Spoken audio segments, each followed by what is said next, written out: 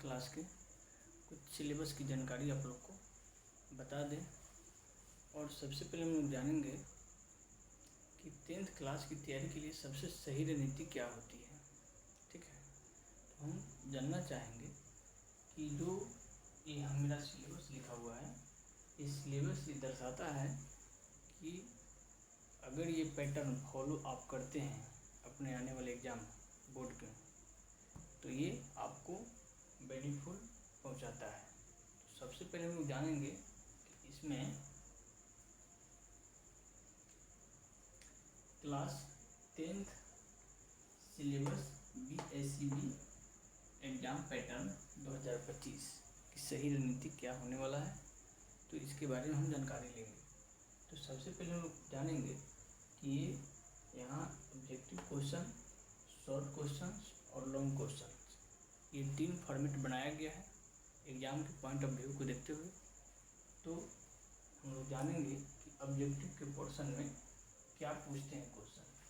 जैसे उसमें 100 प्रश्न होते हैं ऑब्जेक्टिव में, तो उसमें 50 मार्क्स हमको मिलते हैं। जैसे कहने का मतलब कि नंबर ऑफ क्वेश्चन 100 होते हैं, उसमें आपको 50 नंबर मिलते हैं। प्रत्येक क्वेश्चन 1 मार्क का होता है, टोटल नंबर 50 मार्क मिलता है।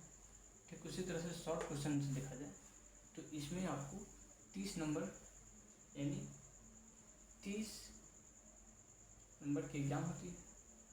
जैसे 30 क्वेश्चन होते हैं, 15 बनाना होता है इसमें।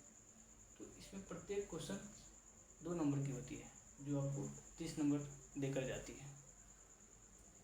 और लॉन्ग क्वेश्चन में 8 क्वेश्चन पूछते हैं बोर्ड, जिसमें 4 क्वेश्चन का उत्तर देना होता है।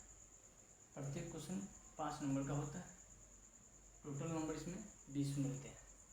तो देखा जाए तो ओवरऑल मिला के आपको ये 100 कंप्लीट हो रहे हैं। 50, 30, 80, 20, 100। ठीक उसी तरह से यहाँ देखा जाए तो यहाँ पे हम लोग देखेंगे कि नंबर ऑफ क्वेश्चन जो होते हैं, नंबर ऑफ क्वेश्चन ये 138 होते हैं। तो इसमें टोटल नंबर ऑफ मार्क्स 100 होते हैं। सिलेबस की बात किया जाए तो सिलेबस में हम लोग देखेंगे कि पहली जो होती है चैप्टर वो वास्तविक संख्या होती है। दूसरा जो होता है बहुपद होता है।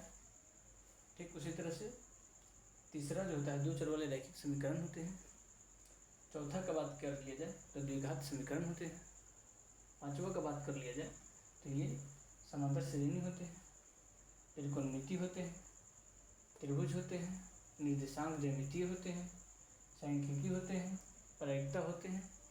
फिर उसी तरह से ज्यामितीय के अनुप्रयोग कुछ होते हैं, वृत्त होते हैं और उनके कुछ रचना होते हैं।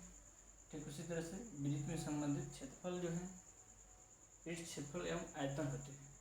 ये तो कुल मिलाकर देखा जाए तो लगभग 15 चैप्टर हम लोग को बिहार बोर्ड में पढ़नी होती है। 10th एग्ज़ाम की प्रिपेयर के लिए हम लोग को 15 चैप्टर की तैयारी करनी होती है। तो सही रणनीति देखा जाए तो यही होता है कि आपको प्रत्येक चैप्टर आपको गहन से स्टडी करना होता है। ऑब्जेक्टिव अलग, सब्जेक्टिव अलग, ये 2 पार्ट होते हैं। तो इसमें सबका अपना अपना भूमिका होता है। ऑब्जेक्टिव का अलग होता है, शॉर्ट का अलग होता है, लॉन्ग का अलग होता है।